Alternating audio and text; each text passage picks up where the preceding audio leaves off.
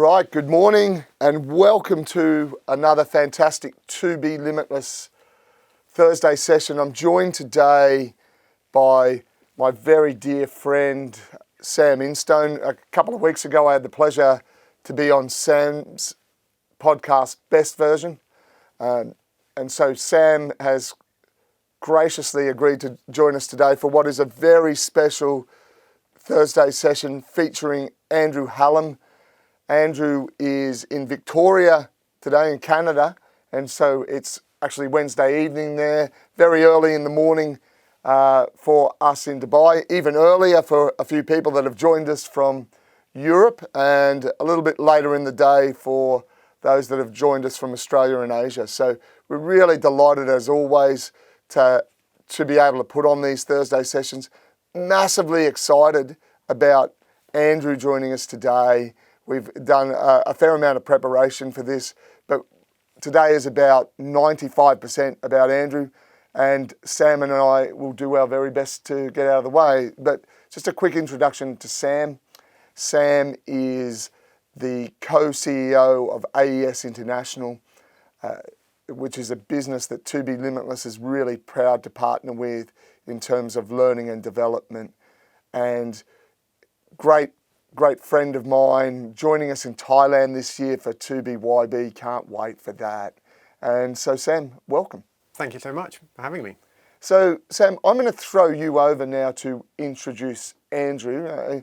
You have a great relationship with Andrew, and I'm interested in you doing the intro. This should be interesting, Andrew. So I'll look forward to this.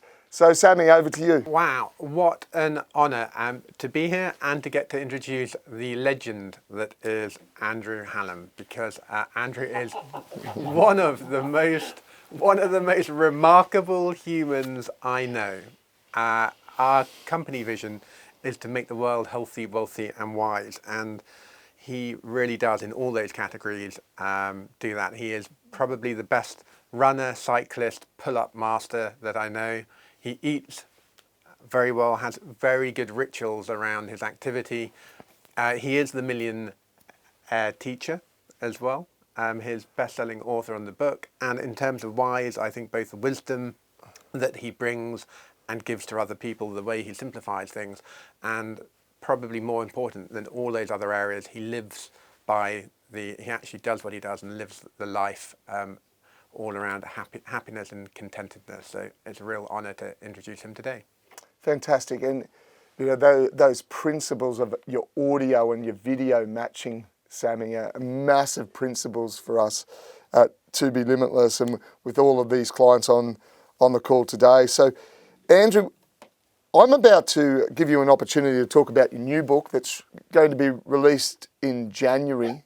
And of course it encompasses a lot of the Andrew Hallam principles. And I was thinking about this the other day. It's like a table. It's got four legs, and those four legs represent your key principles.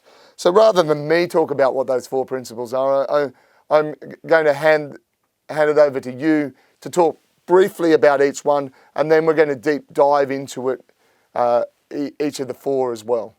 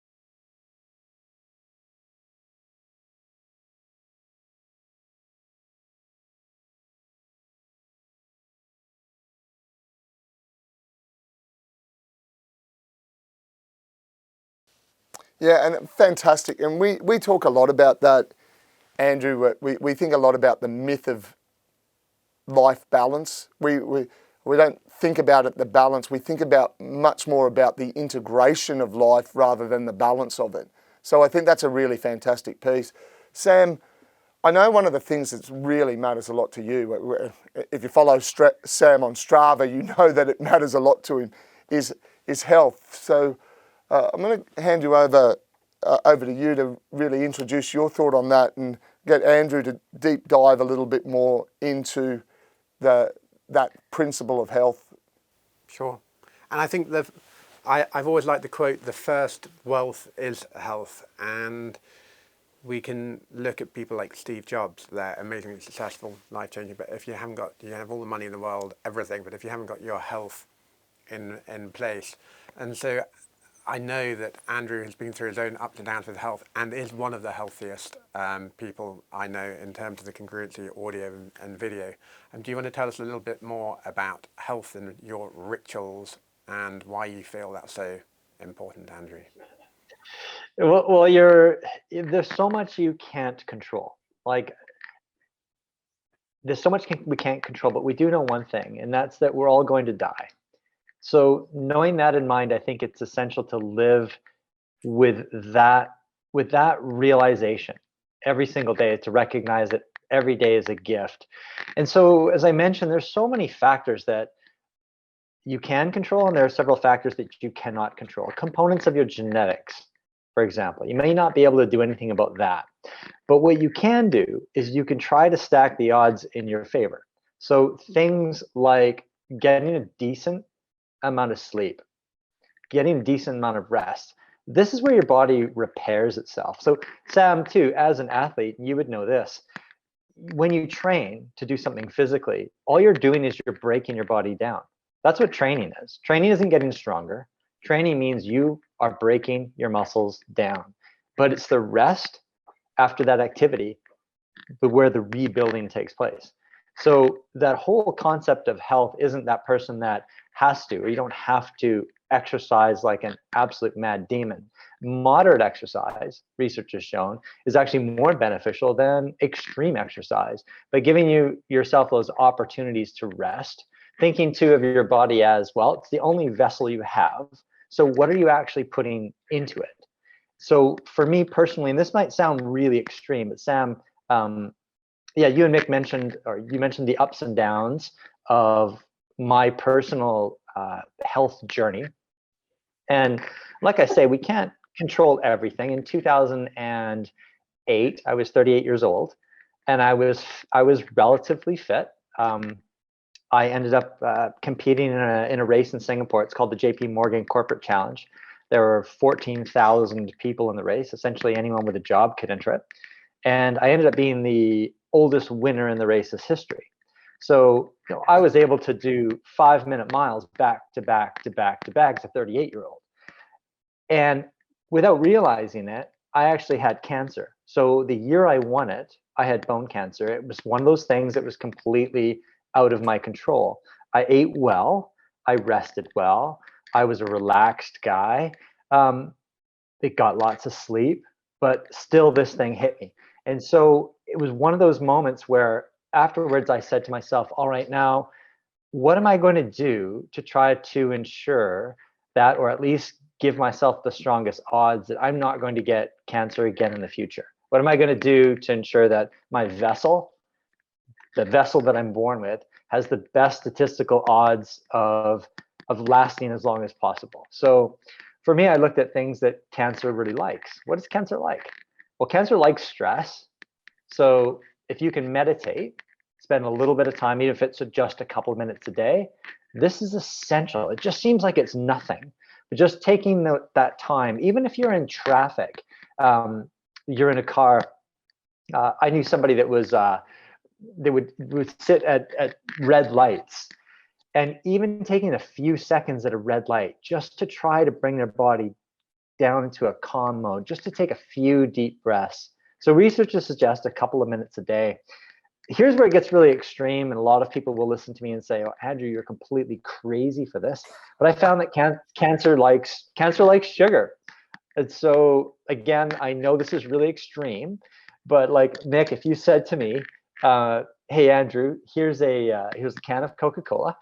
I'm going to give you $1,000 to drink it," I wouldn't drink it.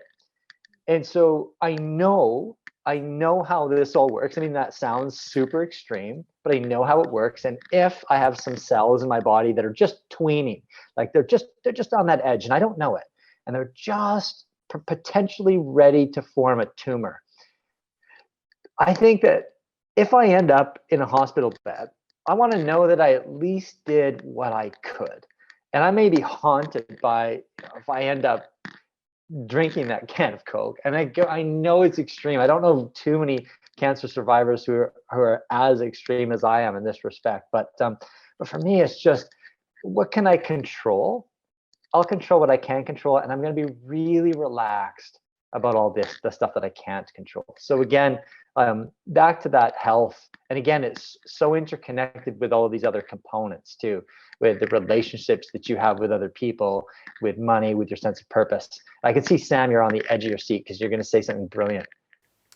Absolutely not. I'm just so excited. I love all of these areas. Yeah, and that's my favorite topics. And that was a great reason that we've got you in. I know that David Labouchere, our fantastic executive coach, who actually runs our Thursday boot camp that Sam and I were missing today because we're here with you, will be delighted to hear about sugar. He calls sugar the world's #1 killer, and a really interesting piece. And one of the things that we really stress, Andrew, and so congruent with our philosophy, is I love the fact I'm going to die because it makes me live. I don't expect to buck the trend.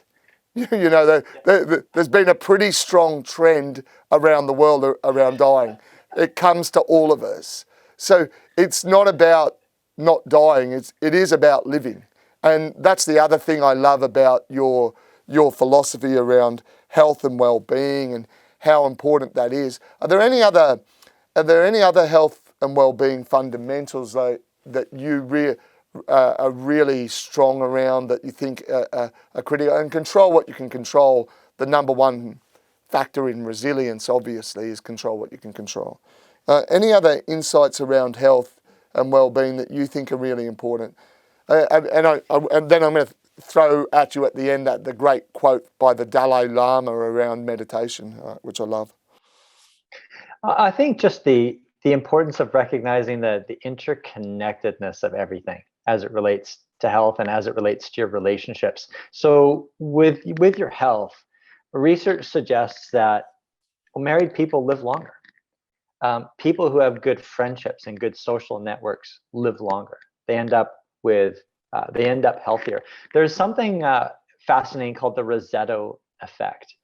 And there was a small town in the United States where researchers had found that people in that town didn't typically get heart disease at young ages. It wasn't until much later that people came out with the same kind of ailments and diseases that was hitting the general population at much younger ages. So people in this particular town were living much longer. So researchers came in to look at this little town. It was called Rosetto. So they wanted to see, well, what is it about this place? And they tested the water. First, one of the things, they tested the water. What is the water like? Well, the water was exactly the same as the water in the next town and the town after that. And so it had nothing to do with the water. Well, okay, what are they eating? And one thing too, I think, Mick, about health, and I've come full circle on this because as a cancer survivor, I researched like crazy in terms of, right now, what supplements do I need? What do I best need to eat and to put into my body? What do I best need to drink? And a lot of that, ironically, things like supplements, research really shows that a lot of that is a complete waste of time. Eat healthy foods, loads of green leafy vegetables. If you can have them organic, fantastic. That's even better, especially if they're really organic.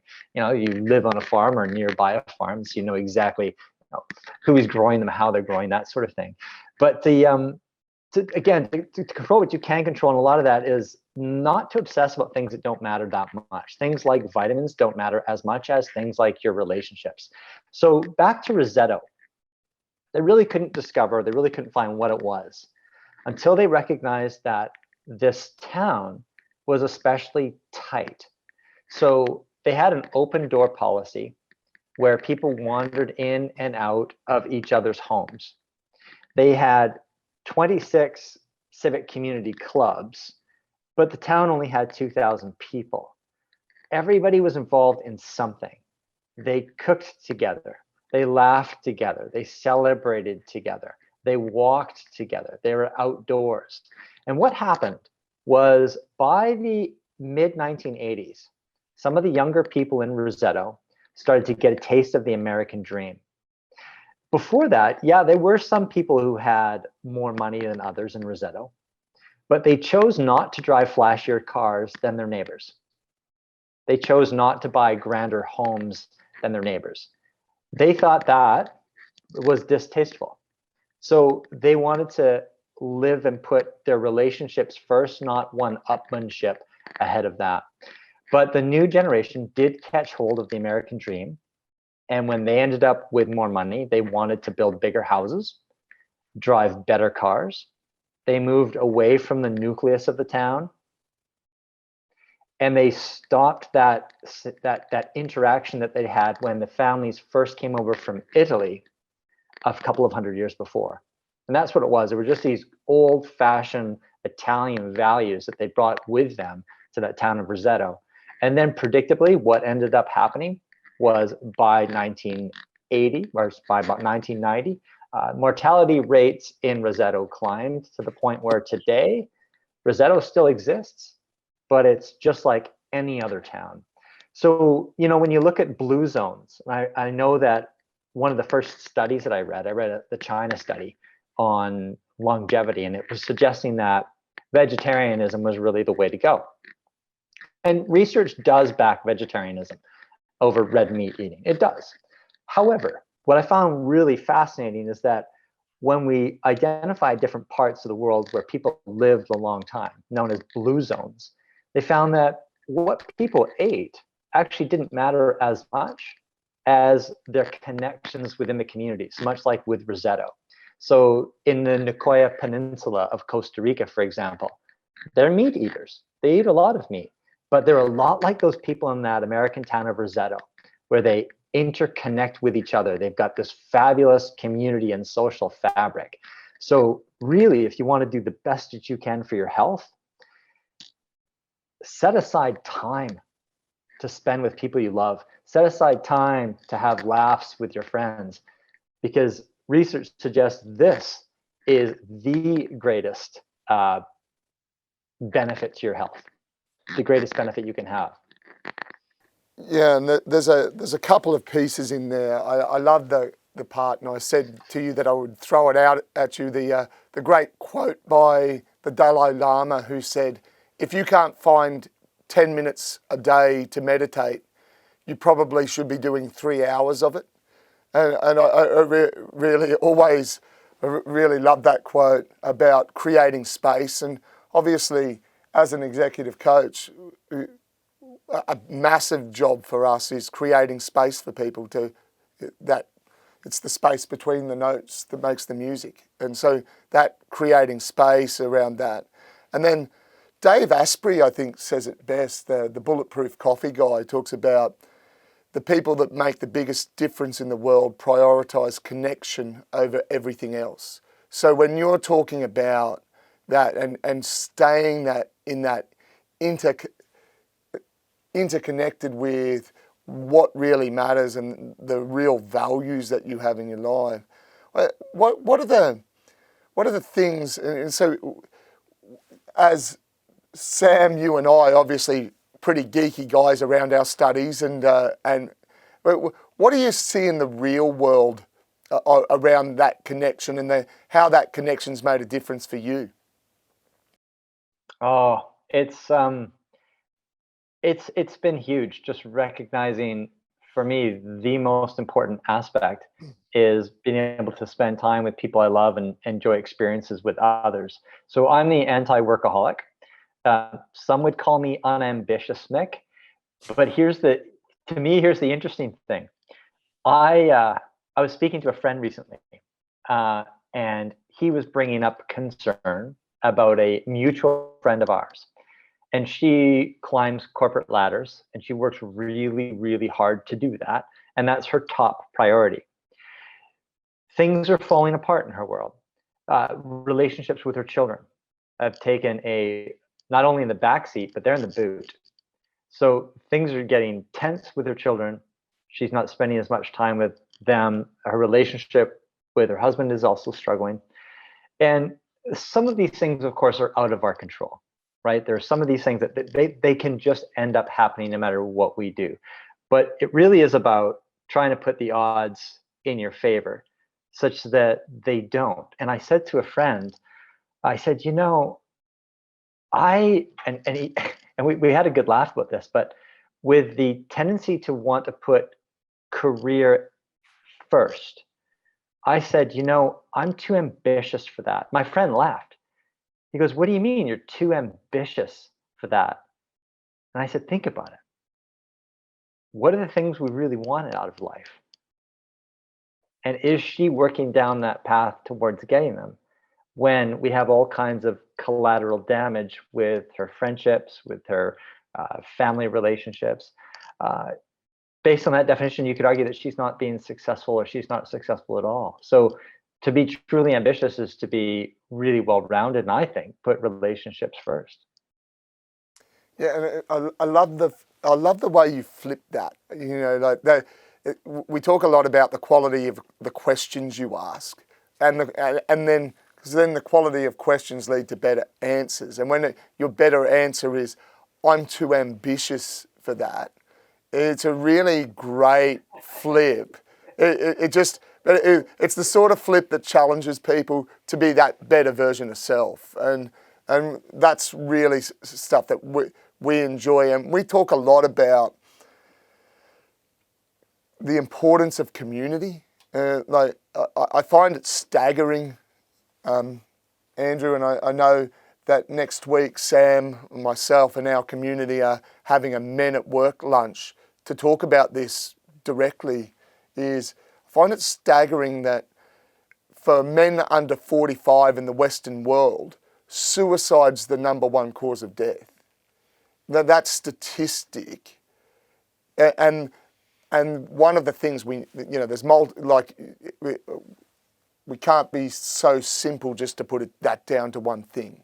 But one of the things that we do know is that connection and community are really important components of making sure that we give people an opportunity to feel like they're part of something and that keeps real meaning in life. And I think that's a really great insight around what happiness looks like. Sam, any insight on that in listening to Andrew there as well? I love the fact that he talks about the balance, and it reminds me very much of the coaching, the wheel of life, and each person being a snowflake, entirely unique upon themselves, but having that time and capacity to ask those questions and decide what is important and to try to get balance across that different wheel, whether that is in relationships, family, community, career, personal health. And I just think balance within that, and it's so easy to get out of balance or concentrate too much on one type of area, and I think the coaching conversation can help bring people back into that. Yeah, fantastic.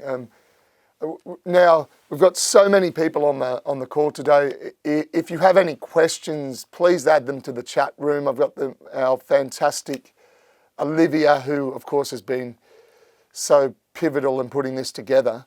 Olivia will be putting together the questions and sending them. So if you have any, please do share them. There'll be an opportunity for Q&A, an extended Q&A at the end today, because I know how many people have already said to me, I've got so many questions for Andrew.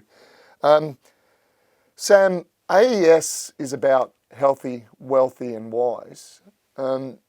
So the next piece is around, and I love when I said to you, you're going to get to introduce this, and I could see you rubbing your hands together thinking, great, an opportunity for a quote, which loves a quote.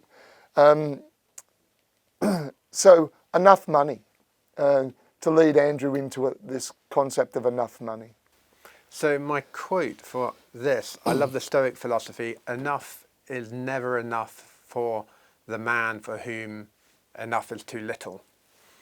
And so the fundamental question in our planning business is how much is enough, and where we begin with the actual, after the why, what's important, what are the values, but how much is enough, and how do people answer, because fundamentally that goes to am I okay, and that nagging anxiety which people can feel. And so I love that the Stoics believe nothing can ever be enough for the man for whom enough is too little. What are your thoughts on this area? How much is enough, Andrew? It so reminds me of that legendary story where Kurt Vonnegut and Joseph Heller are at a big party hosted by a hedge fund manager, and Kurt Vonnegut walks up to Joseph Heller and he says, "Do you realize that this hedge fund manager made more money last year than your entire earnings from your book Catch 22?" At which point Joseph Heller looked at Kurt Vonnegut and said, "Yeah, but I have something that this hedge fund manager will never, ever have." Vonnegut goes, "Well, what's that?" And he says, "I have enough." So it's perfect, isn't it? It's a funny thing, because I think as humans, when we push a bar and we realize we want us to reach a specific goal, we end up shoving that bar further and further up. So we never really, often don't really attain that true level of satisfaction. We might say, well, I'd be really satisfied if I end up with net worth of $2 million. And then when people get to that $2 million, all they can see is the people who have 3 million or the people who have 4 million. And so they're there yet. They continue to push that bar further. And I think we all know people like that. And I think it's in every single one of us. It's not just people like that. It's all of us. And so there's that moment where we have to sit, we have to reflect, and then we have to ask ourselves, how much money do we really need? And so if the goal here is life satisfaction, how much do we need to maximize life satisfaction? And is more necessarily better?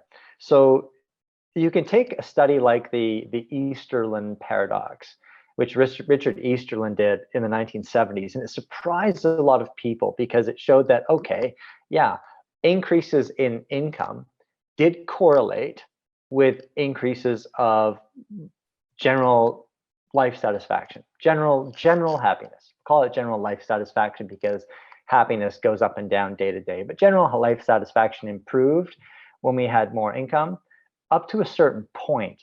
So Daniel Kahneman, the economist, ended up sort of grabbing that baton, and he looked at did another study and found, yeah, very similar figures indexed to inflation. So the similar figure in the United States is somewhere around $105,000 a year. And here's one of the reasons. In the US nationally, $105,000 a year is, and I say nationally, it's generally enough for you to be able to afford decent food, decent shelter, have a little bit of time for the odd holiday. But beyond that point, there wasn't a lot of added level of contentment. So a recent study that was done, a Purdue-based study, actually found that income and life satisfaction at a certain threshold is inversely proportional. So we can actually drive ourselves to hit a certain income level. But beyond that point, we end up often with less satisfaction. And so in the United States, they found that this level was about $160,000 a year.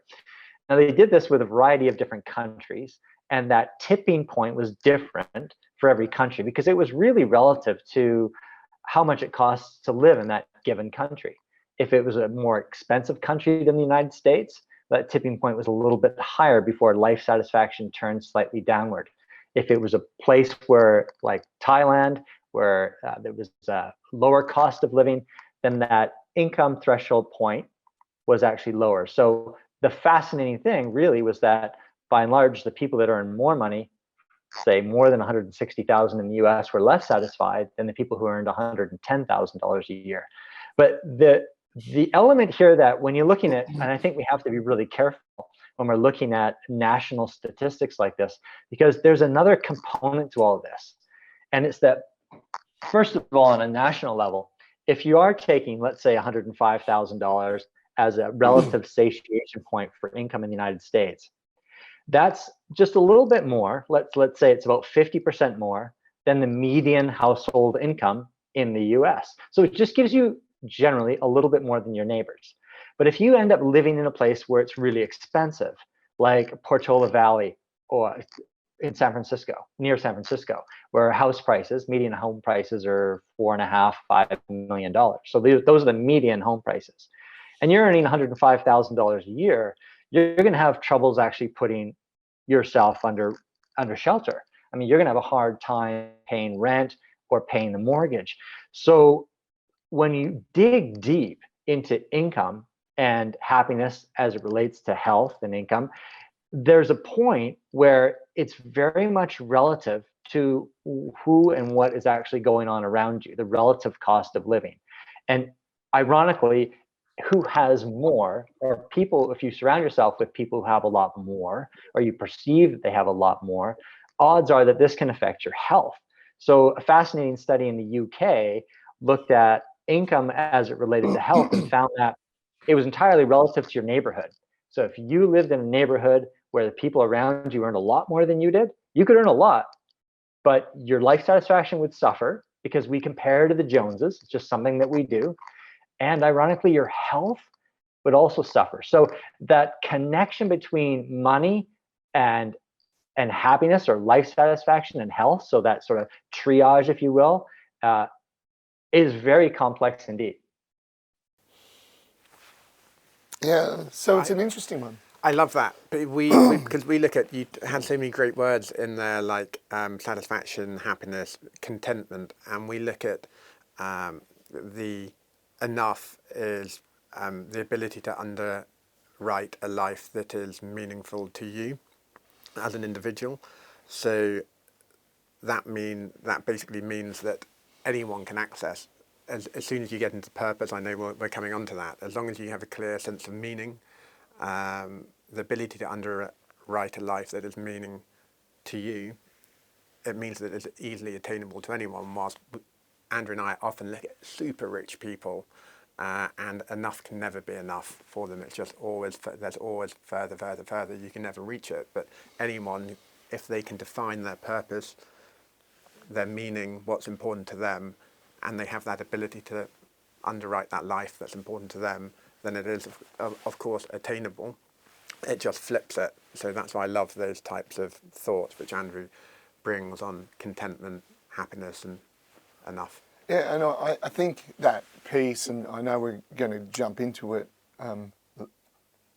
later, and I'm going to throw back to Andrew around some of his financial principles, because I know that there are people that are interested in this on that call. But when we use the word purpose in English, it means, there's an intent behind it. Why did you do it? I did it on purpose. It was intentional.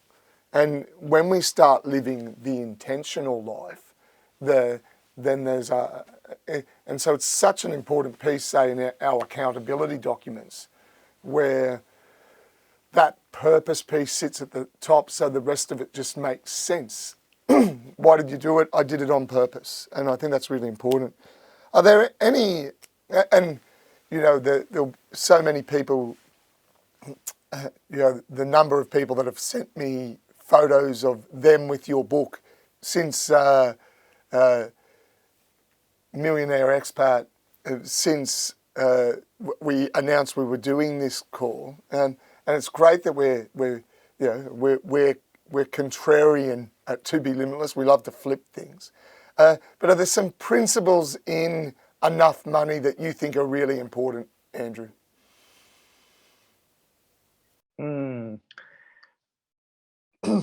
I just think obviously there's an element when we're looking, we'll bring it back to life satisfaction, Mick, and having enough money. obviously, the more you have, it's not necessarily going to improve your life satisfaction, but things like debts and not having enough can actually drag on you and actually make you depressed. So things like debts, for example.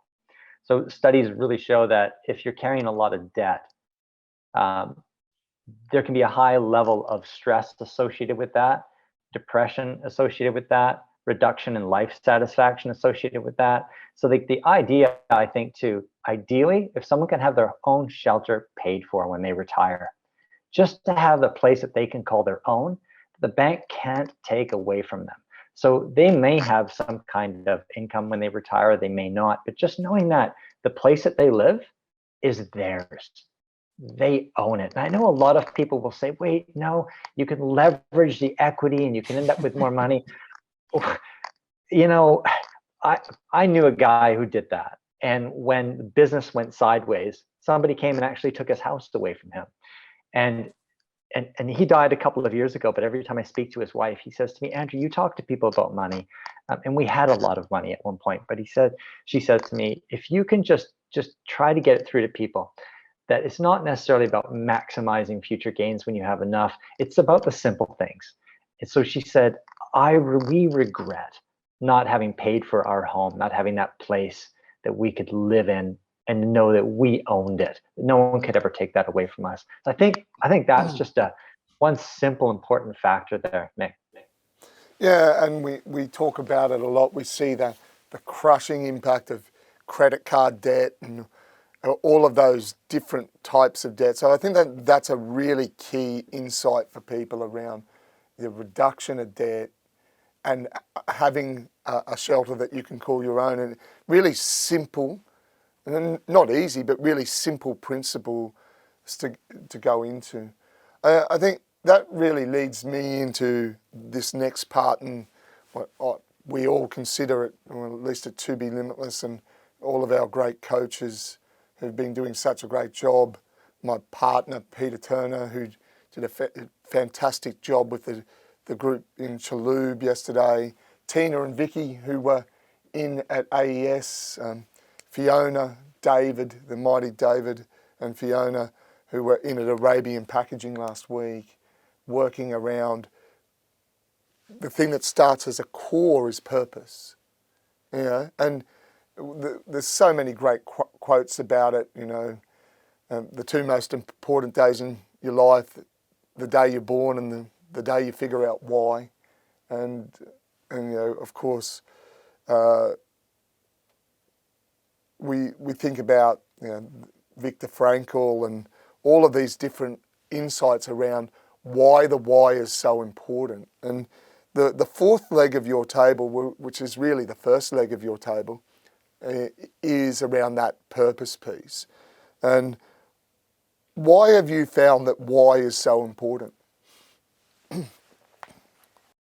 It's just that notion, and I guess too, when we bring it as a finance writer, and I think I'll bring that back to that financial aspect of things, is so here I am as a finance journalist, and I've been writing about money for 20 years, and then, you know, almost mocking myself from time to time when I would look at putting these pieces together on how people can potentially eke out slightly more money in their investment portfolio, how they could end up retiring with slightly more or a lot more.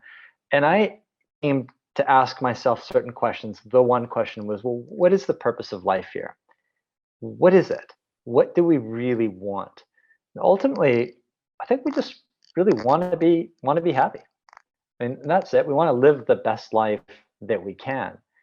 And so when I started thinking about, you know, pursuing things like early retirement, and that's something that's really quite a niche. People typically want to do that, especially people who end up in positions, jobs that they don't absolutely love. That if you might feel a lack of purpose in their position, they're just doing it for a paycheck. In essence, if they're just doing it for a paycheck and they have other choices, they're prostituting their lives. They're prostituting their lives for a paycheck, because your life is finite. Every one of us is actually going to die at some stage. So we are trading our time, right, for a paycheck. So ideally trying to find that thing that we enjoy doing. So when I looked at the concept of early retirement, and I think when I was about 19, that was the first time I looked at retiring early. And I didn't ask why. Why did I want to retire early? Well, I really believe that I would be happier retiring early, that would be better. That would be sort of the goal so many people end up sort of bandying around. But over time, as I was working towards that goal, I realized, no, I didn't believe that that would be the case. And now I see and recognize that a couple of things I did, Mick, though, was once I figured this out, I thought a few things. One, I thought, how do I even know that I'm going to reach traditional retirement age? I don't know if I'm going to reach 50. I don't know if I'm going to reach 55 or 70 years of age. And if my life were a book, I would want to know that I could experience as many chapters as I could that were different. So what I did was I took these mini retirements along the way, because you never know. And it just gave me lots of variety and different things to do. So it ended up just augmenting the experiences that I was able to pack into my little book of life. I've seen also, though, when I give talks and people say, well, Andrew, you're retired, you invested really well. And these days I shoot back, I say, I'm actually never going to retire. I like the Japanese sense of ikigai. The Japanese call it ikigai. It's like a sense of purpose. And the Japanese live a really long time. And one of the reasons they live so long is that they actually continue to work. Now, they may not be working full time. So you may have an attorney, works really hard, and then decides, I'm no longer going to be an attorney. I'm going to find another purpose, something I enjoy that doesn't take as much time, but gives me a reason to get up in the morning. So research suggests that by doing that, we end up living longer. We end up using our gray matter. We end up fighting off. I mean, all of us at some stage could end up, depending on our genetics, something like Alzheimer's or dementia. But we ward that off. We push that back. We push that further by continuing to work and continuing to think and continuing to feel like we're contributing to society. And I think that's a key there. And so what a lot of these Japanese do is there are these silver-haired centers. And that's what I love. That's what they're actually called. They're silver-haired centers for older Japanese people to go and to find work. So I just love the fact that you could go to a little park and you could find, an 85 and 90-year-old guy just sweeping the leaves. And that's his job. And he could be a multi-millionaire. But that's what he loves to do, because then he can chat with the people. He can talk to little children. He can keep that little corner clean of his park. I really like that idea. For me, I don't plan to ever retire. So in a sense, I answer my question, why there? Life satisfaction. Why do I want these things? Because I want life satisfaction. How can I ensure that I stretch out my life satisfaction? Is to ensure a sense of purpose. And for me, that would be continuing to work, doing something part-time the rest of my life, if I can. Fantastic. And one of the things about that, and you've already spoken about that, and a great friend of Sam and mine, who was at a dinner we held last week, Ben Corrigan, speaks about security and choice. We want to have security and to be able to make the choices we want. So I feel fantastic when you speak about that, because obviously I don't feel like I've worked a day in my life, because I feel on purpose and want to keep on doing that, and that's a great space to be in. I love the insight around purpose, and I know it means so much to you, Sam, so much so that in your organisation, in AES International, really everyone comes and prepares a purpose statement for themselves. And of course we find they're evolving as well. Any insight around purpose that matters to you? Yeah, absolutely. And we actually have them in our canteen kitchen on a TV, so that we know and understand other people's purposes, and we can encapsulate that within the organisational purpose. But I think it's where Andrew began in terms of what do people really want. They want to live their best life. And that concept of what Ben said, as humans we have our freedom of choice. We can choose what that best life means to each of us. And we need to be very intentional about choosing what that best version of our life means on moving towards better across all the spectrum areas we've talked about. So better relationships, better connectivity, better health, and better finances, better career. And I really love that concept of our best life, best version of company, best version of self. And obviously that's your speciality. But also the thing that I love as well, I don't want us to be misheard here either. I know that Andrew, you and I are incredibly competitive people. We love to compete, but in the true sense of the true Latin root of the word, to conspire together, to make it better for others. And that's that competition component. And there's a great question from Benny KD, sales coach, to be APC graduate here, that we'll come back to, because it's great. It's a challenging question around some of the principles we've spoken about today that I'm sure the three of us will kick around when we get to Q&A. But I just think now it's a nice time to recap. And I love the Buckingham distilling piece around what's the one thing you need to know. So I'm going to throw back to you, Andrew, and say, right, with each of these four legs of the table, from health and well-being, relationships, enough money, and purpose, what's the one thing that you think people need to know in each of that? And that's obviously challenging because it's a massive simplification, but I think sometimes it's important to remember that when Michelangelo sculpted the David, he didn't add anything to it. He had one block of marble and he just spent time taking stuff away to end up with the masterpiece. So simplification, I think, is a massive component in high performance and fulfilling contentment, whichever the word is that you like to choose about the way you like life. So what's the one thing you need to know in each of those areas? Well, when you asked me that question, at first I was thinking the one overriding principle for everything. And I thought, okay, this is a pretty tough question. So that's what I thought you were asking. And I think we can actually take a crack at that, because all these things seem so different. I have said that they're obviously very much interconnected. I love what Stephen Covey used to say about live your life with the end in mind. So think about your actual funeral. What is it that you would want people to say about you if they took the truth serum?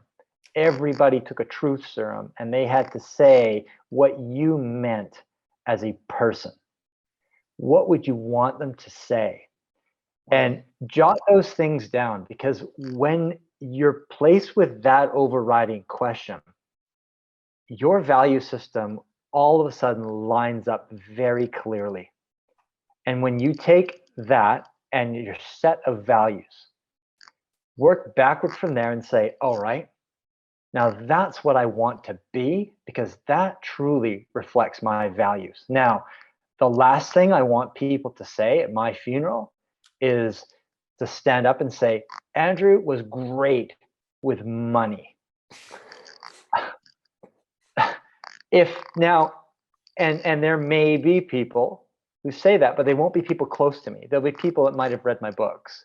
They may have heard me speak. But the people at my funeral are going to be people who are close to me. And if I think about someone saying something like that who's close to me, then I recognize that I missed the mark in life. I have to start living my life now based on the values and based on what it is that I want to actually be as a human being. For when this journey ends, I want to live this purposeful life that aligns with my values. Yeah, such a fascinating piece. We love that. I know we talk a lot about values, and we talk about being flexible with our approach, but never compromising on our values, and have a really interesting question that we ask when, if you're out there and you're unsure as to what your values really are, we always ask the question, what do you hate? Because if I ask you what you value, you tend to vomit words on me, not words that really create value. But if you think about what you hate, you'll get to the nub of it pretty quickly. I also love, and I think it aligns with what's Mark Mercer, who's on the call today, said he was with the CEO this week, and he said his number one investment principle is, I only want to invest with people I want to see at my funeral. So in terms of that type of alignment around a principle for investment, I think that's a really important piece. Sam, I'm going to throw it to you. You then, Andrew's hit it back across the net. When it comes to health, what's your number one principle? That would be to look after your body, because it's the only place you've got to live. Yeah, fantastic. Talking about shelter and owning your house, but look after your body. It's the only place you've got to live. Yeah, the only place you've got to live. So for me, relationships, my principle is about making memories. If that whole idea of making memories together and creating things to look forward to with people, I think is a massive piece around that piece. I'm going to bang it back across to you. Enough money? Enough money, the ability to underwrite a life that is meaningful to you. Fantastic. And then for me, the piece about purpose is, that the two most important days in your life, the day you're born and the day you figure out why, and being able to deeply understand that. And so for me, and for my partner that does it so well, my business partner, Peter Turner, he keeps on talking about the ability to answer the question because if you ask anyone why, their first response is because, and then what follows that. So I think that those are really, really important principles in understanding that. I love the fact that, as aligned with what David Labouchere would say, and you brought up as well, Andrew, David always talks about the man in the box, and of course the man in the box is him at his funeral and the ability to wander around and hear what everyone's talking about. So it's a really great principle for a life well lived. And life well lived is, having been to my father's funeral a couple of years ago, I think life well lived is a massive piece. Right, we've got an opportunity now for some Q&A. So I'm going to ask Rommel, who's done a great job. Rommel, I'd just like you to open up Benny KD. Ben's had a great question, and then I'm going to jump to Colin Jones. I'm sure there'll be some other questions along the way as well. So, Benny Kinnaman Daltrey there. Could you unmute Benny? And Ben, I'd like you to jump in and ask your question once you're unmuted. Hey man, thanks. Loved it so far. So my question was around, so there's something that me and Mick talk about a lot, and it's the average of the 5 people that you spend the most time with. But then you spoke about sort of keeping up with the Joneses and potentially damaging your health if everyone around you is a lot wealthier. So I just wanted to see how that plays out with all of you. It's a great question, actually. I really love it, and because we have this component, and I looked at that, and I think that's part of the reason why I threw out that component about that we are competitive people, that we want to see. When you're in a great community, you want to see other people successful. And I think it comes down to having great scaffolding in life. I'm interested in your insight around this, Andrew, but for me, that's about understanding your purpose, your vision, your mission, your paradigm, your guidelines, your rituals, and most importantly, your values. One of the things that I love about our community is people are excited to see people be successful. They're not eating their heart out when they see others being successful. It's a constant force upwards. So for me, I think that when you're talking about you are the average of the 5 people you spend the time with, that's not measured on a bank account. It's about the quality of the character of the people that you're around. I'm really interested in your insight around that, Andrew. I think I'd echo that. Absolutely, Mick. I think it's really about bonds, not financial bonds, Sam and Stone, but human bonds. Because what's really paramount, what really binds us, you could spend time with people that you work with, and you may or may not bond with them. But I think what will happen is it's the people that match your value system, and it's people who will listen to you, the people that will care about you. That's really, truly, those are the 5 people that you're really closest to, not necessarily the people that you're working with. And so you're going to be the average, I think, Ben, of those people. At least that's my perception of it. I think you're going to be the average of those people that you have bonded most closely to. And that's why it's great to surround yourselves with people who are golden. People who are the best people who are better than we are, so that we could perhaps be inspired by them. And again, coming back to our value system, and what we value is going to be reflected in the people that we spend the most time with. Who are you going to save from a burning fire, Ben? And I think that's the important component here. You're going to really, I mean, obviously you'd like to save anyone from a burning fire, but if 3 people you really connected with are in peril, those are the people that you're going to be wanting to pull out of those flames, from my perspective. Sammy, what about for you, hitting that one back across the net to you? I loved it as a question, Benny. It's a great question. I'd absolutely just reflect what you both have already said. I think it's making sure those people are literally living on purpose. I don't look at it at all as that success ladder, but how close you connect with people who are living their lives on purpose. Yeah, and I think that's such what you have with your community. Yeah, well, it's our community, actually. Our community, yeah. Although I do harbour a slight resentment against Andrew's ability on the pull-up bar.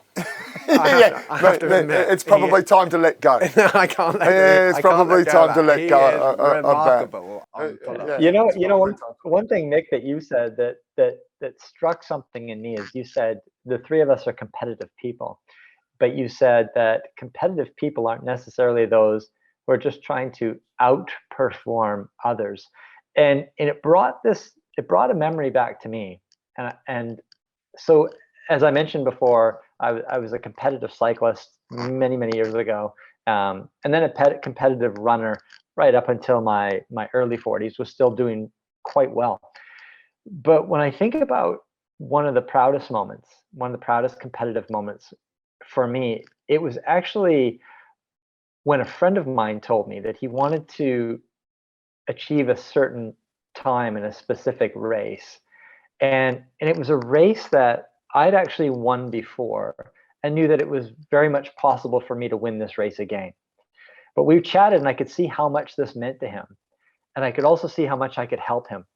And I said to him, look, I think we should run this together. And we trained together. I shared the bits and pieces that I knew about running and about nutrition. And I said, when this race goes off, when that gun goes, I'm going to be beside you the entire way. And it was so much fun. It was one of the most enjoyable events I ever did. We'd go by a water station and I'd say, his name was also Andrew. I'd say, Andrew, you just missed that water station. Do you want something to drink? Yeah. Could you put one over my head? So I was able to run back, grab a couple of waters, come back, douse him over the head, give him some water, and just the entire time cheering him on. He was a mid-pack finisher, but it didn't matter. He ended up achieving so much more than he would have as a result of our partnership. I was competitive in my competitiveness was channeled in him reaching his goal. And the fact that I can still remember the events of that race better than I can remember the events of races that I've won, that says a lot. I think, Mick, that really aligns with what you're talking about. But also what you've spoken about since the start of today, Andrew.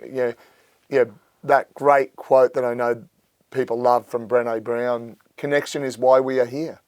Like that memory, and that's why I love when I talk about relationships. It's about making memories, because that takes you to a place where you've just injected yourself with cancer-fighting drugs, because that memory has made you happy, and those things are real. And I think that's absolutely fundamental in happiness. I love this next question as well, because it takes us to a space where we've spoken about enough money today, and this is a question from Colin Jones. So if you could find Colin there and unmuting for me. The chairman is a critical member of our community. I love that he's part of our community. We're getting him to unmute at the moment. The chairman is also remarkably technically unsound, but now he is. I think he's with us now. So, Chairman, you had a question. Yes, my age. Hi there, Andrew, Sam, Mick. Yeah, the chairman. The reason they call me the chairman is not through any great achievements. The fact that I'm the oldest man in the world. Yeah. Still a good-looking rooster, though. He's a good-looking rooster. Which sort of puts me in a difficult place when it comes to compound interest. However, for the younger members, my question is, I think that we all get that compound interest is the answer over time. I mean, you're not the only one who's writing about that. I think the message has come through, but I know that it's a lot easier said than done. Personally, over the years, over the last 30, 35 years, I'm 62. So I never had one investment that was given to me by a financial advisor that performed, ever. And I'm talking about endowment mortgages back in the day, kids' uni fees, little, pensions that expired and I took out. But not one of them ever performed, even close to what was. I think there's an impression that it's promised. I know it's not promised, but there is an impression that it's going to be real easy. So is the answer, put your money in a Vanguard index fund and let it ride? That's really my question. Or is it something else, more technical? Because if it's as simple as that, and that seems to be the way that the advice is going, it should be pretty easy. But I'm not convinced. But I'm probably convinced it's a better way than dealing with the fees of a financial advisor. Over to you. Yeah, it's a really good question. There's a Nobel Economic Prize winner named William F. Sharpe who wrote a paper called The Arithmetic of Active Management. And essentially, this is what it means. If the market, any market, take the US market, if the US market earned 8% in a given year, then the aggregate return of all investors in that market, both amateur and professional, before fees, would have earned 8%. They would have earned the market's return. So those investors have fees, transaction fees associated with their investments. If it's an investment fund that you're buying, there's going to be a management expense ratio associated with that. And so when the aggregate return of the professionals is 8% before fees, essentially they represent the market. They're the vast majority of the money that's in the market. So when they earn 8, the market earned 8. When the market earned 8, they earned 8. But the thing about an index fund, Colin, is that there's such a small fee associated with it that if the market earns 8, you're going to earn about, say, 7.9% after a small expense ratio associated with the index. And you'll end up outperforming the vast majority of professional investors. There's something called reversion to the mean, where obviously you're going to get a few that do outperform the index, but those that outperform the index during one time period are typically those that end up underperforming the index during the following time period. So with a diversified portfolio of index funds, your returns aren't guaranteed. We don't know what the markets are going to deliver 5 years from now or 10 years from now, but there's one thing that's mathematically certain. And that mathematical certainty is that you will outperform at least 90% of professionally managed money after fees with a low-cost portfolio of index funds on an equal risk-adjusted basis. So when we say an equal risk-adjusted basis, if your portfolio is 60% stock market indexes and 40% bond market indexes, that's a level of risk. That's less risk than, say, 100% stocks. So an equal risk-adjusted basis means if you're 60% stocks and 40% bonds, and you compare with professionals that have that allocation to them, so typically a college endowment fund, you will outperform most college endowment funds after fees. So we have reams of historical evidence suggesting that this is reality, and it's a mathematical certainty. So in your case, when we look at expectations, we don't know what the markets will do going forward, but we know how to beat 90% of the pros. So we control what we can control. We can't control the markets. Nobody can. We can't predict where the markets are going to go. Nobody can. But what we can do is we can give ourselves the highest statistical probabilities of success by building a diversified portfolio of index funds.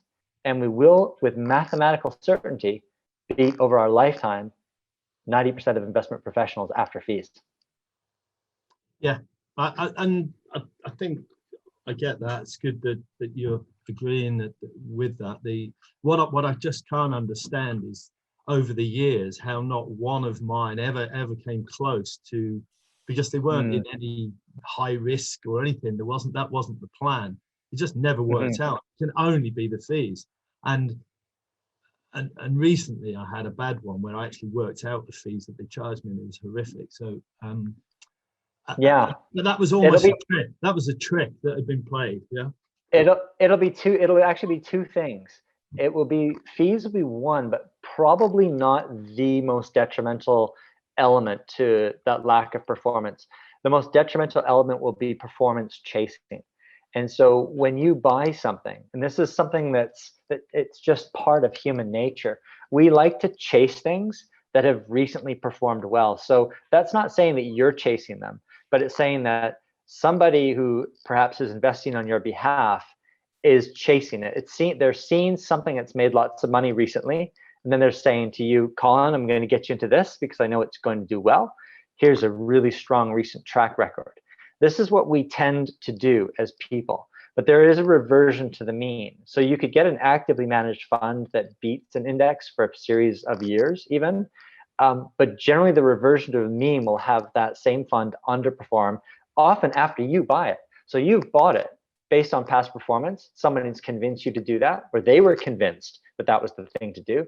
But the reversion to the mean occurs, and so you end up underperforming. But it's a fascinating element. It's a human nature thing, Colin, where people do end up chasing their own tails, and it's really, really common that most people don't perform very well, and that's one of the big reasons. And I agree with all of that, and thank you, because you just reiterated what I know and believe. And I guess that for the younger guys who are still saving for their kids and everything, it's just an important lesson, because you wouldn't, if something had been running up, you wouldn't be buying that. You would actually think and say, why would I be buying that? That's been running for 5-10 years. But that's what financial advisors tend to use as their sales philosophy. I agree. Yeah. It's the bizarre, bad ones. He's saying, the bad ones. Yeah. Give me one that's lost for the last 5 years. Yeah, the bad ones. I mean, so the essence of that diversified portfolio is, say you're living in the UK and you have your UK stock market component and your American stock market component, and maybe another international with an emerging market component, and then a bond allocation. And the idea really is that you've got all of these different sectors within your investment portfolio, and some will perform better than others in different years. The idea really is to try to maintain a consistent allocation. And so if one of those ends up outperforming the others and your investment allocation is now out of whack, then the idea is to sell a little bit of the winner, add it to the laggards to bring you back to that original allocation. Now, this strategy will long-term reduce risk because you're essentially always doing a little bit of buying what's high, or sorry, selling what's high and buying what's low. So in essence, you're doing the opposite of what most people do. Long-term, by doing this, you'll mitigate risk, and it possibly, in some cases, can even enhance returns. So you can take lower risks and sometimes even enhance returns as a result of that. But it's so hard for the average person to do that on an emotional level, even when they know intellectually that they should be doing it. But good luck Thanks, to Colin. you guys. Back to you, Mick. Thanks a million, mate. Always great to see you. We've got another great question here from Graham Borthwick. Now, Graham is a long-term coaching client of mine who's, of course, lived across Asia and the UAE and now is based in Germany. And Graham, great to have you here this morning, joining us from Germany this morning, up earlier than most. I'll throw your question over to you, mate. Thanks, Mick. And thanks all of you for the session, and especially for not making this about the book, but saying that, here's a question from the book, Andrew. So I've read the book, I've set up our portfolio as you recommend. And my question is, what do you think is the best way to introduce my kids to this approach? Because they're 14, 16, they're young enough that they can get the benefit that, like Colin, I've paid the fees over the years and learned the hard way. What's the best approach for them so that they don't learn it as I did, basically? That's such a great question. I think the best approach for children overall is, first of all, look at the primary concern here is that over time we end up, hopefully, what we want is to spend far less than we earn, right? So that we can then pay off debts and we can invest. And so the idea of somehow giving them a respect for money, and so ensuring that they have their own skin in the game. So what a lot of people do, Graham, is they'll say, hey, I'm going to set some money aside for my child, and I'm just going to keep adding money to it so that my child ends up financially strong later down the road. Does it work? Well, not necessarily, because then later down the road, they end up just, they possibly just spending it because they don't have that foundation of where did it actually come from, the tools required to build their own financial muscles. So if at all possible, to give them some kind of incentive, it's to say, hey, look, you've got some money. I'd like you to earn a little bit of money. What do you think? You could do this, this, and this. So introduce them to the concept of a job, and then introduce them to the concept of investing, and show them that if they invest money, you potentially will top it up. So you'll give them a matching contribution. So perhaps you'll double the amount of money that they'll invest. So this is pretty common in the US with something like a corporate 401k plan. So in the United States, an employee contributes a certain amount, and the employer kicks in an element there as well to match it. I think doing something like this with a child is a great way to start out. They have their own skin in the game because they're actually earning some of their own money, but you're helping them by two things. One, getting them to earn their own money, teaching them about investing. So I guess we've got three aspects, and then encouraging them to do it by topping it up and saying, I'm going to double the amount of money that you're going to be putting into this thing. And then in that process, you get to show them how that money goes up and down. So they're not necessarily expecting it just to rise. So in that sense, you're giving them that emotional equanimity that's required for them in real life when it comes to market ups and downs. Because over time, the markets will continue to rise, continue to hit all-time highs, but they're going to be dips along the way. So introducing your child, I think, to some of those aspects early on is magic. I mean, that's similar to what we do at the moment, in that I do the matching on the pocket money they earn and things like that. But you're saying then that what they do have to invest is put it in the market, similar to what I've done with ours, as a way to educate them on the market ups and downs and things like that. Mm-hmm. Yeah. Okay, thank you. Fantastic. We've got at least one more question, and this question comes from a great mate of mine in Brisbane, from Shane McCann. He's in Brisneyland, my hometown, or my family's hometown at the moment. So I'm just going to ask Shane to ask his question. Shane, great to have you with us again today, mate. Thanks for all the support, as always.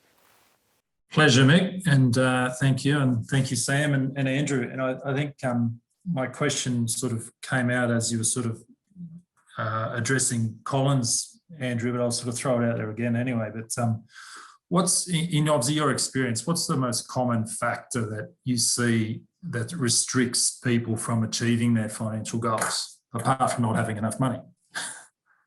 Yeah, one would be spending too much money. So believing that material things can boost their life satisfaction, so they'll spend money on stuff, and ultimately that doesn't actually end up enhancing your life experience. It's money spent on experiences that do. But we're in a society that's bombarded by advertisements that tell us that we should buy this and keep up with the Joneses and we're going to be happy. So that's one element that gets in people's way. Another element is chasing. I would come back to that, chasing past returns. It's that concept of, what's really bizarre is you take something like Bitcoin. I can't even leave the apartment without somebody asking me about Bitcoin these days. And if it's not Bitcoin, last year it was the ARK funds. It was Kathy Wood's tech-driven ARK funds, which had returned spectacularly that year. But this year, no one's asking about the ARK funds because they're actually down for the year rather than up for the year. It's this weird tendency that people have to want to chase something. It's to look for a quick fix rather than looking at the long-term empirical evidence. Some people have asked me, why don't you invest in Bitcoin? Why don't you invest in these hot funds like the ARK funds? And I'll say something that just completely shocks them. Just for kicks, I say it this way: I don't buy that stuff because I'm greedy. And they just like completely shocked by that. But the idea that most people end up chasing their own tails, and there's again that reversion to the mean when you're buying these things and they're supposedly a can't miss opportunity to double or triple your money, whether that's buying Tesla stock today or whether that's buying Bitcoin, you're probably looking at something that's significantly running on fumes. So I'd say those are probably, Shane, the two elements that hamper people from reaching their potential financially. That's brilliant. Thanks so much. It takes me back to a lesson from the late, great Brucey Todd, my father. Mate, if it looks too good to be true, it probably is. Absolutely. Now, we've got another question from another bloke that I absolutely love, the mighty Chris Shaw. And Shawsy is champion superstar. We got together this week and chewed the fat, told some stories. Some actually happened. So Shawsy, you wanted to share a bit of an insight into competition. Of course, context is your number one strength, according to Gallup, Shawsy. So you learn a lot from the past. So I'm delighted that you get a chance to share a story, mate. Well, thanks, Mick. Thanks, everyone. It was actually Sam who introduced me to Andrew, probably a year or maybe 2 years ago. And Andrew very kindly came into our business and gave us a session on investments. And it really landed. So I'm pleased to say, Andrew, I've set myself up, according to the process. But what really resonated was time in the market. So of course, I gathered the kids who at the time were probably 12 and 10 and had a little bit of maths background, and sat them in the garden and said, all right, here's a scenario, guys. We're going to set up this fund and I'm going to try and teach you about compound interest. So I said, this is the scenario. You've got your pocket money and you can put it in this place that makes it grow at, let's say, 7%. And let's run the scenario up until the age of, you're 20 and you want to buy a car or something. So that, with pencil and paper, plotting away, And, the daughter who's younger said, oh, the son's, my brother's got more than I have. Keep going, and then because she's got a little bit more time to go until she's 20, when they reach there, I've got more than you, so the competition element kicked in, and that's what made the penny drop for them. So I've set the 3 kids up with, with independent ETFs that, part of my platform, but their pocket money, so 5 dirhams a week of their pocket money will go into their ETF fund, and I'll buy, those ETFs for them once a year. But I was really stoked with the way she reacted. I've got more than you. And he was like, that's unfair. And it was just a wonderful way of sort of pitting them together to make the penny drop. So I thought I'd share that. Oh, I love it. I love that story, Chris. Thanks for sharing that. I love that. Sure, Shorzy, always great to have you, mate. Great to see you this week. Looking forward to catching up again soon as well. Chris, the powerhouse behind the entertainer in the region. Such a phenomenal guy. Right, this almost has brought us to the end of our session. So we just get a chance to really recap and just stop and reflect on the importance of the 4 legs of your table, basically, and how if you take one away, the table just falls over. Biggest takeaway from today, Sam? For me, it is about behaviour and bends on choices. We control our behaviour, and if we want things to be better, we can make these choices. I know you have choose your hard as a saying, but I think if we can behave ourselves to health, behave ourselves to wealth, and behave ourselves to a happier, more contented, best version of ourselves. And what I love about Andrew is we know that behaviour is hard to teach, even to very smart people, as Morgan Housel would say in The Psychology of Money. And I love the way in which Andrew simplifies complex topics and then teaches them to people about how they can adjust behaviours and reach for better. Yeah, fantastic. So I love that. It really brings in that great quote from Steve Covey. You can't talk yourself out of something you've behaved yourself into. Like behaviours are so critical around building success. That's why we're so focused on rituals. What are your rituals? That's why it's such a critical element in building success for people. My massive takeaway is, as it typically is that I'm an includer, number one, is around that connection and relationships and how critical they are around happiness. I think that's really important. In a moment, I'm going to give Andrew the last word because I think he deserves that today. And it's rare that anyone gets the last word on you and I. So I think that's a big win for Andrew that's about to come up. I just wanted to thank everyone who's joined us today as part of the To Be Limitless Thursday sessions. These are sessions that we put on for our community, and we've got people from Europe, the Middle East, Asia, Australia, New Zealand who've joined us today, and obviously Andrew there in Canada today. So absolutely fantastic. Looking forward to the session next month as well. It will involve a World Cup winner. Really looking forward to sharing a little bit more about that at the start of next month. I also would like to thank my fantastic team. I'd like to thank Rommel for the work in the studio this morning, Olivia for just everything she does around client experience for the clients, and obviously then the team of magnificent coaches that we have. Oh, and don't forget South Africa as well. Mandy has just reminded me we've also got some South African here with us as well. Whoa, nearly forgot. Mandy, thanks for the reminder.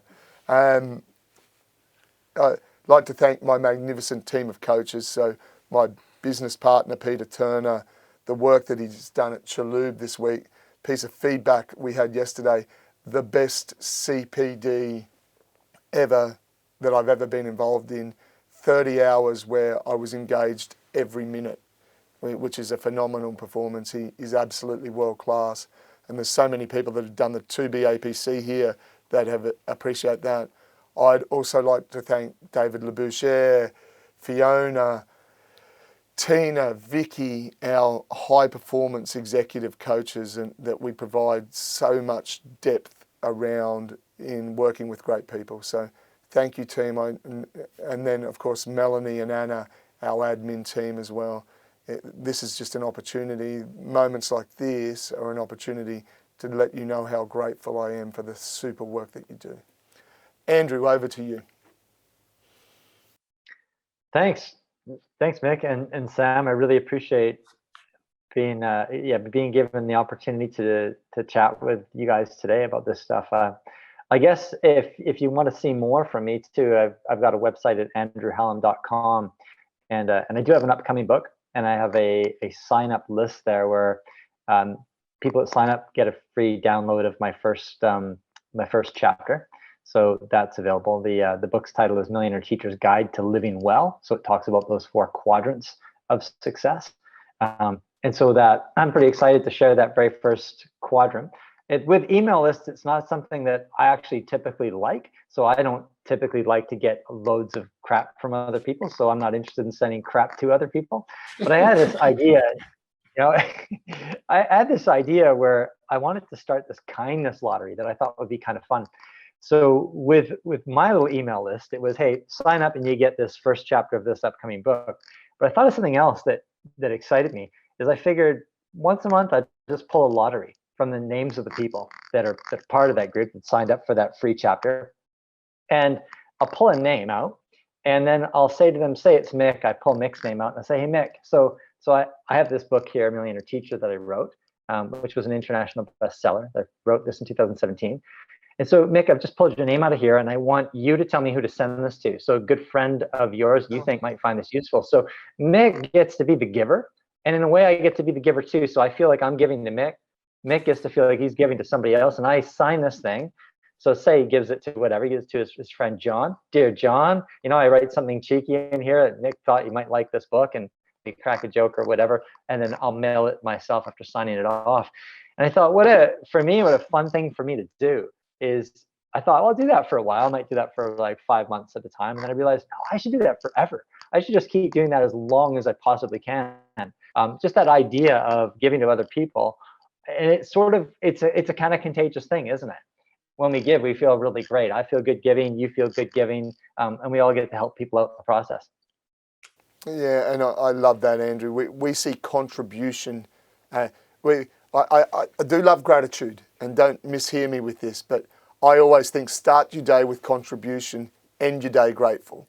And by starting our day here, by you giving today, absolutely phenomenal. We massively appreciate the input today. I just had a message from another cancer survivor and dear friend, Guido, who said, excellent session, and I'm sure most people would concur, mate. We will be reaching out in the show notes, sharing how you can be in contact with Andrew. I think Liv has just put into the chat room where you can reach Andrew on his .com. We'll try very much not to clog you up with crappy emails, and we'll really look forward to talking again soon. I'd like to thank my great mate Sam Instone for his input today. It's always fantastic, and I know we've gone just a tad over, 1 minute over now. I know people have got busy lives and busy days, and it's getting late for Andrew. Thanks a million. Thanks for joining us, and we'll look forward to catching up soon. My pleasure. Thank you. Thanks, Andrew. Good to see you. Thank you. Thank you, Sam. Thanks a million, guys.